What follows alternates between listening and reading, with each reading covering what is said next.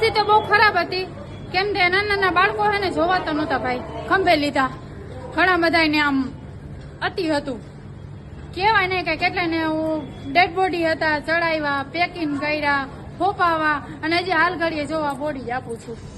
હસીનાબેન એ ગોઝારી રાતની વાત કરી રહ્યા છે જ્યારે મોરબીની હોનારત સર્જાઈ. 14 કલાકથી પાણી પર રહીને આ મુસ્લિમ મહિલાએ 136 મૃતદેહને હોસ્પિટલમાંથી પરિવાર સુધી પહોંચાડ્યા. નમાઝ પડવા જવાનું હતું છતાં હોસ્પિટલમાં જ દુઆ માંગી હસીનાબેન કામે લાગી ગયા. અને જ્યારે તેમને પૂછાયું કે તમે મદદ કેમ કરો છો, ત્યારે તેમણે શું કહ્યું આવો સાંભળીએ.